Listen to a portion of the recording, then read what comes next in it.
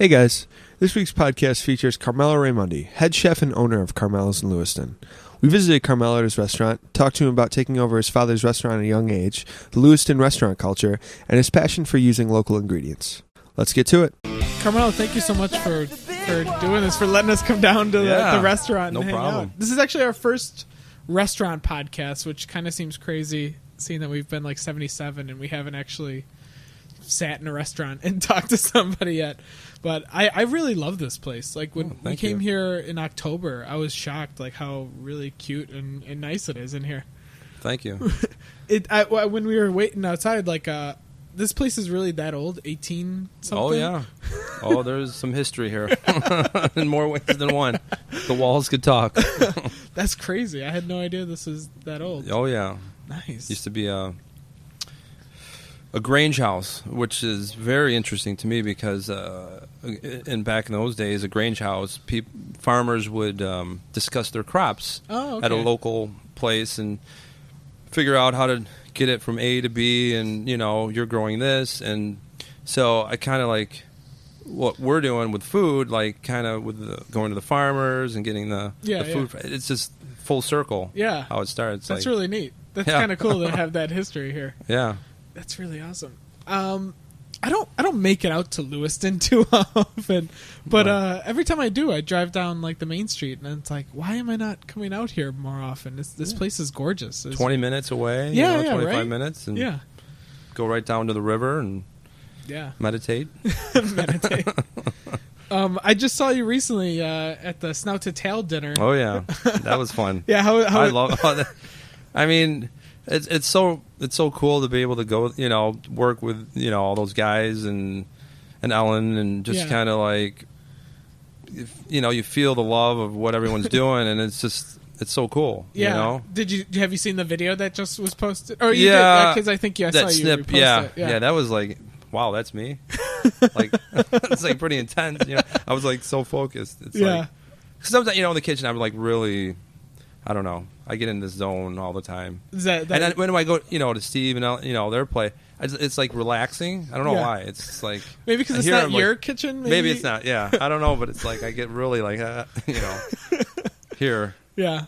Do you like going into the city and doing some of that stuff? Kind of exposing yourself to a little different crowd. And I do. Yeah. The first time was Steve and Ellen invited me to cook with Bruce at the first one, and I was like so nervous. I was like, oh my god, these guys are like cooking with all these big chefs, like, and here I am just like here in Lewiston, like, wow, and I was just like kind of nervous going there, but then after a while, it was, you get in your groove, and I think it's food, like, but I think your name is starting to make it more into the city. I mean, especially with things like Nickel City Chef, that's really helping get what you guys are doing out here to more people. Well, Krista, she did a fantastic job. I mean, when she worked at Edible Buffalo, I just gotten back from Europe and kind of like changed my life a bit. It was our we took my wife, we went on our honeymoon, and just traveling through the country, you just see things and it just opens your mind and what you want to do. And I came back and I was just like, I was always, as a kid, I was always in a garden. My father was from Sicily, first generation. Oh, really? Wow. So he'd always say, Carmelo, come on, you got to pick the tomatoes, the eggplant, like, like I'm out and, like, so I knew what it was like to, I didn't know how important now it is. Yeah. As when I was a child. Like the quality of food and seeing it through the process? Yeah, like how, nurturing it got, and then how it ended up in like a bowl that my mother like put together, like this awesome those awesome salads. And, I was always around food as a kid, being that my father had all, from Sicily as a kid, I went there and just, was... Oh, you'd take trips over to Italy? Yeah. Sicily, and I mean, you'd find a piece of bread in my mouth like the whole day. I'd be like gnawing on pane, I would say, Nice. Was there a lot of Italian spoken in the house? Or? No, it was interesting because my dad, when he came over, he wanted to become more American. You know what I mean? Yeah, he wanted to get in that, look, cool and wear the leather jackets, the sun, like he was like tinted. No, it was the tinted glasses, the. Oh, yeah. Yeah. So he want, my mom though, second generation. Yeah, her parents my grandfather, their parents were from Calabria, so they're more. They didn't really speak that much Italian in the house. Yeah. But my dad, he would speak some words, and we'd always like tease him as kids. All the bad words, of course. You'd learn. But no, not much Italian. I mean, I could understand it a little bit. Yeah. So.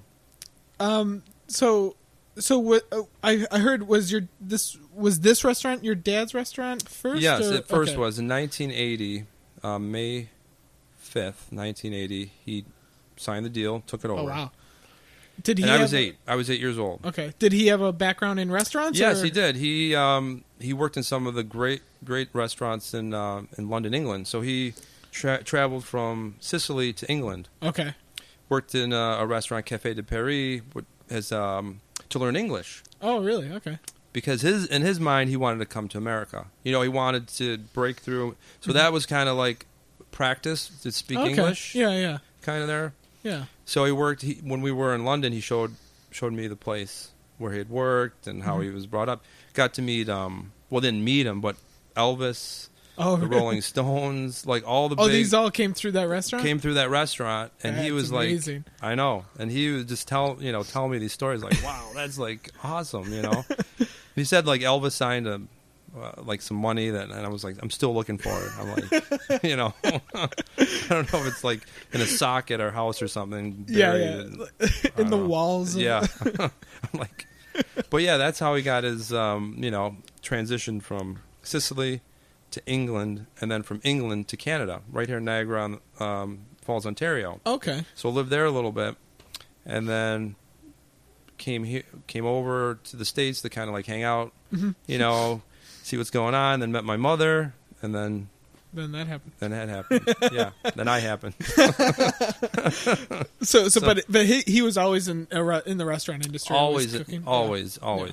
More the front of the house. He was more the front of the house guy. He was the personality. All right. He was. I mean, he worked at the Ramada. Well, no, I'm sorry. He was in Canada. It was called the Fox Brockhead Hotel, which the casino was in, like next to the casino. Okay. He was the maitre d' there. Oh, okay. And then after he got married, worked at the Ramada in Niagara Falls in the bubble room. This was like big deal. This was like dinner, music, just like in Goodfellas. The guys would see all the. It was. I mean, it was like and he was like he had business. He was like he had business cards made with his name on it that he would hand out to people. That's amazing. Yeah, he was. And then and this was the best story though. He said to me, he goes, if they were like bad tippers, yeah, he goes, my name is John, and next time you come in, you just ask for John. So like, his name's Carmelo, Yeah. So it's kind of like, okay, don't insult. It's like, who's John?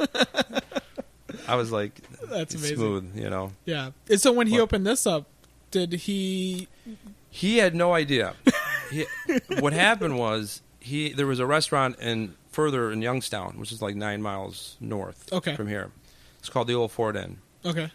It was kind of in the red, and the owner was like, "Could you get me back in the black? Like kind of like help me out." Yeah.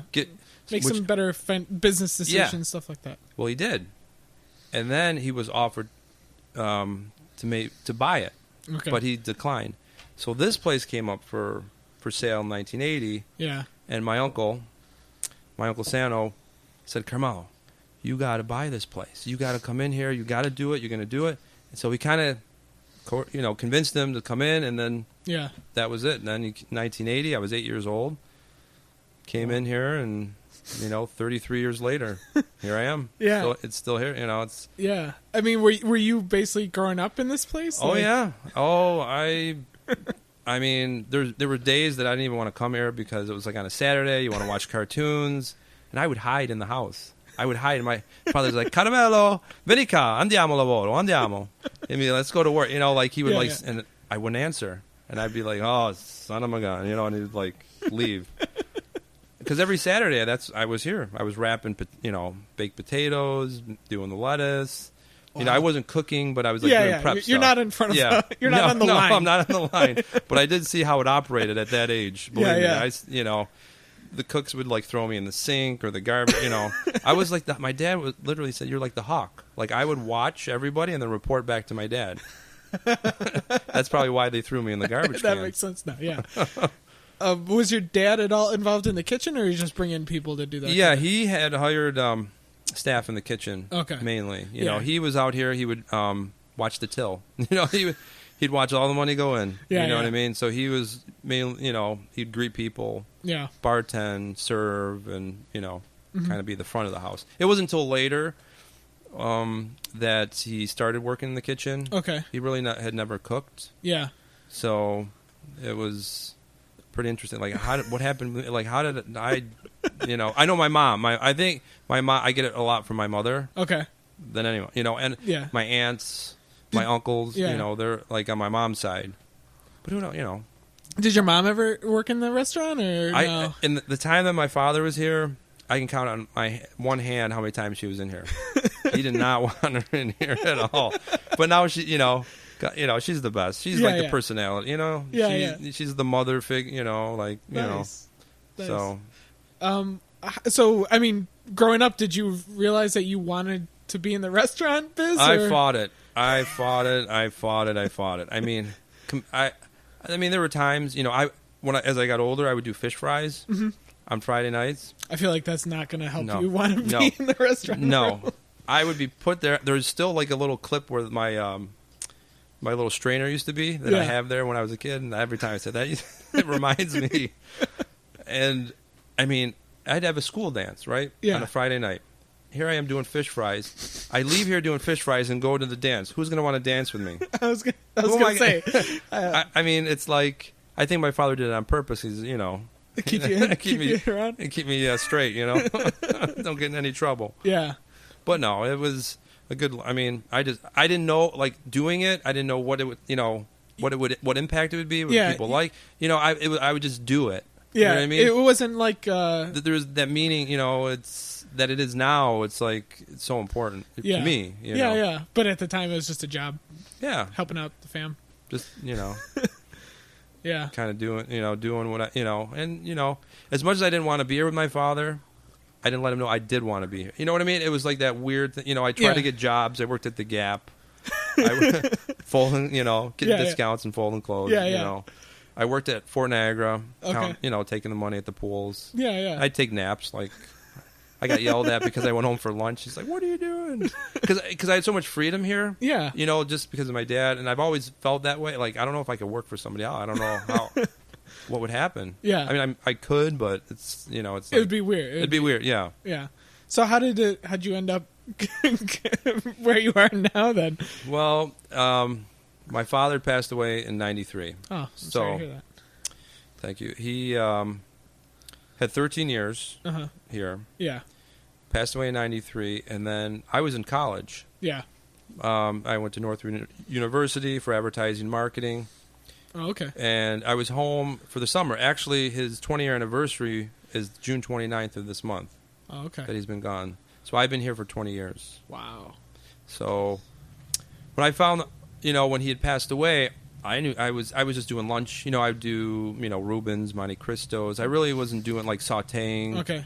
Anything, just lunch stuff. Yeah. And then he passed away, and that day I was just like, oh my God, what am I going to do?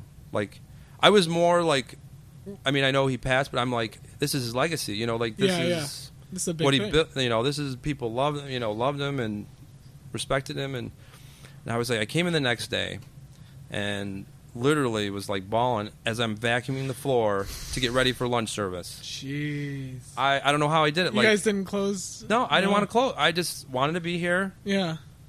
And just open it up. And people were like, you're crazy. I'm like, no, this is what I want to do. Yeah. So... I mean, before that, though, like, you're going to school for marketing and... Advertising marketing. Was that your projected path? Be in the go to Chicago, New York, work... in some agency, Yeah. Wow. Because I in high school I took, photography, illustration, all different art courses. Yeah. Thinking, I mean, I did want to become an architect. But math just got in the way.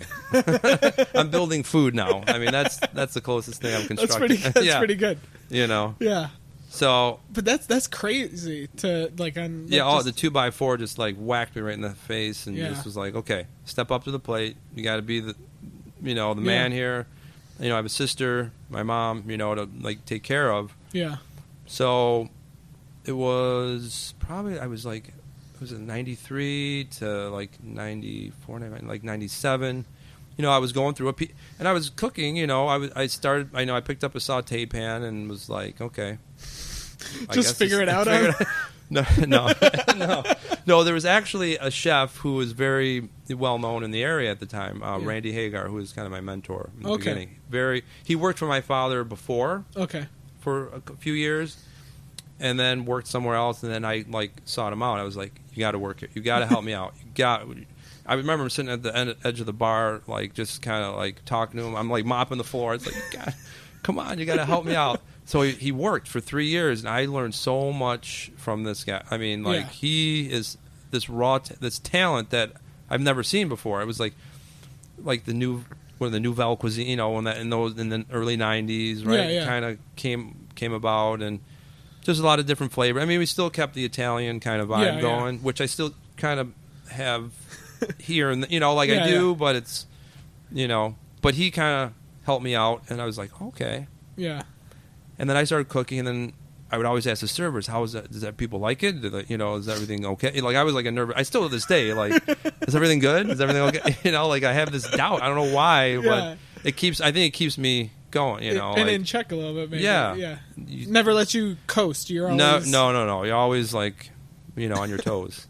So he helped me through, and then over the years, I've hired other chefs, kind of like took their strengths and put that in my arsenal of sorts, and and then just kind of like, with the internet, kind of like blowing up, and tons of cookbooks. I would just read constantly. Just immerse yourself in all that. Oh yeah, just kind of like, how is that done? How is this done? And kind of just.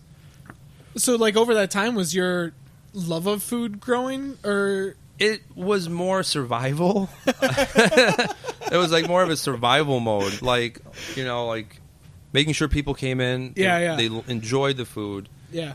Everything was clean. It looked good. We had enough inventory of everything. You know what I mean? It was like, it was basically I had to hire a consultant to come in for 1 week and do like a crash course on back of the house. Oh yeah, I mean, like the books. Yeah, that stuff.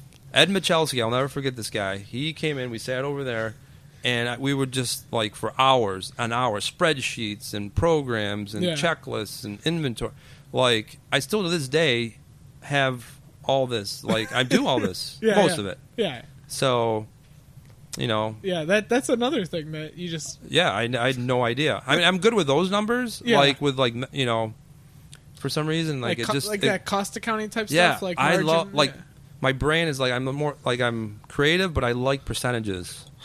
Like good, like how they work, how you can manipulate like certain percent. I don't know why. At the end of the week, I'm like, okay, what's it going to be? What's it going to, like, I hope it's a good percentage. Oh, I ordered too much, or it wasn't as busy, So I still kind of But I mean, the restaurant though. I mean, you were mentioning like fish fries and sandwiches, like. Yeah, it was. That's kind of different than what you're doing now. Yeah, I mean, it was more American. Okay, American continental is what. The tagline was in the in the 80s, continental, which is kind of like is that like bistro continental kind of like it's all covering a range of things. Yeah, so I he did Chateaubriand, the escargot. Oh, okay. Still doing carpaccio. Okay. Shrimp scampi, and like the stuff that he French onion soup. New York strip steak, like I still have a menu, the very first menu from 1980. You really do? Yep, I still have it. That's awesome. The very first menu, like linguine clam sauce, it was like $6 or $7. I'm just like, wow, how times have changed. Yeah. Yeah, but I mean, so how was that progression of evolving the menu when I took it over? Yeah. I just kind of like, okay, it works, so kind of like. Go with it and kind of like build my confidence into cooking before I change. You know, it was like more comforting to me just to know, okay, I've done it before. Yeah. So keep doing it, and then as I don't know, like the last 7 or 8 years, I've kind of like went on my own a little bit. Yeah. You know, there's some items that I put on the menu that people, you know, I took off and I put back on. You know. Yeah. But I'm kind of like tweaking it a little bit, so it's kind of a little bit of my hand in, because the chefs that I've come across, you know, they've put their touch, but I'm like, I want my stamp, you know, like.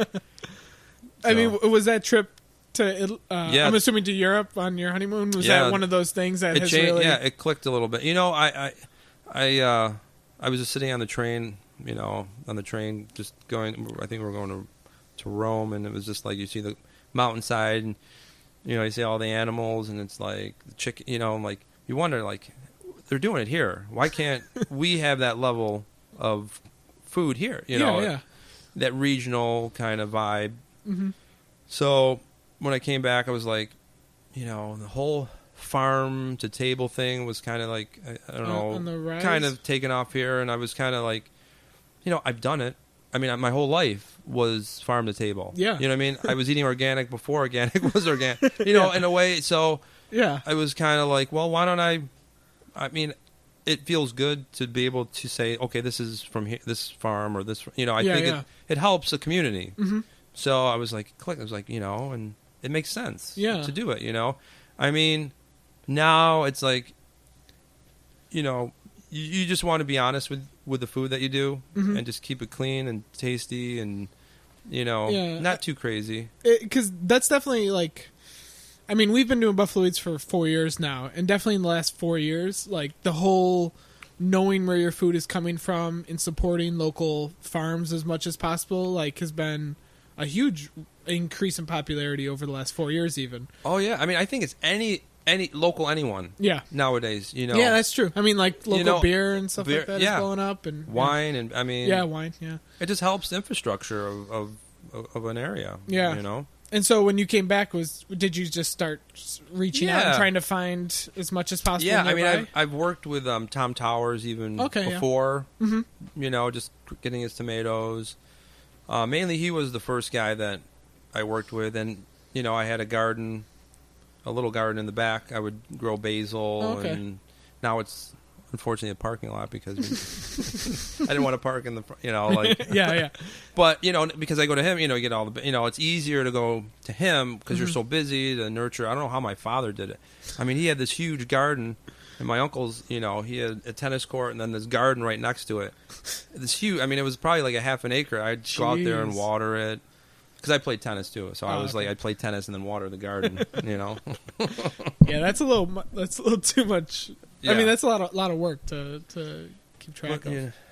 But it was sure darn, you know, those string beans and the egg. I mean, it was just peppers. Yeah.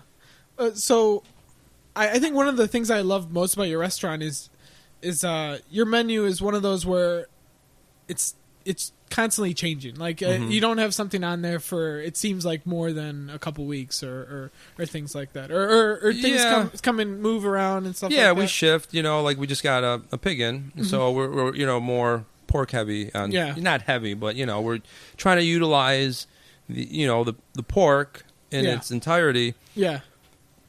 And say you have a fish you want to phase out, but because you want to go through the pork, you know what I mean? It's you don't want to put so much stuff that you don't kind of move certain things, you know. I mean, but have you noticed, like, with the Lewiston crowd, who I'm assuming is probably... I mean, over the 20 years, it's like I don't know. It's like everyone has their personal favorites, you know. You think in your mind, okay, I'm going to go there for this, and it's not there. I can understand. Yeah. Well, see, like, so when we came here with Allie's parents, they're notorious picky eaters, and so I went online and I was like, listen, they have this. Oh no! I was like, they have this steak. To my father-in-law, I was like, you're going to be fine. They have a steak, and we got here and it wasn't on. I know. And I was like, all right, just get the pork chop. The pork Brazil, right? I think it was. Yeah, the pork. And I was like, you're going to love that too. And he did. I mean, everyone loved everything. But, like, I was thinking in my head, like, oh, man, like, I wonder if that... It does. I mean, there is... That's why I'm trying to be more current. Yeah. Like, with updating the menu and... Yeah. But, I know. I mean, but I feel like you probably have gained... the trust of a lot of your customers that they come in here knowing there's going to be stuff I want to eat here. Yeah. Like, either way, okay, it's not on there. You haven't trained them, but it's like it's one of those things where it's going to be good. Just trust me. Just trust me. Just trust me, please. I got being here 20 years. You have this artistic expression. Because it's a part of you because you're using every sense practically in what you're doing. So I love that. Just to be able to. To this day, I can't believe I do this for a living. I don't believe it for I can't believe it. Yeah. You know what I mean? Like you're able to create and cook something that people enjoy. It's. Are you one of the owners or chefs who like to come out and talk to people, or are you pretty much? I used to, but now I don't know. I do sometimes. I'll make an appearance. You feel it out if. Yeah.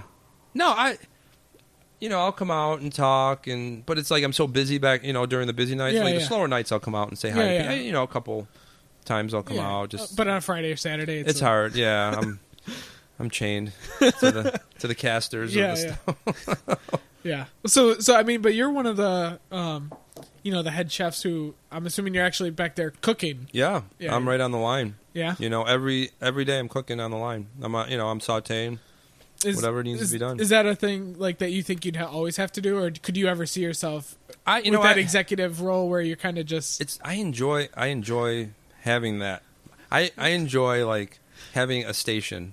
I don't know why. It's I enjoy having my own, all my mise en place. Everything is there. It's nice and clean. I don't know. There's something about doing it that I enjoy it.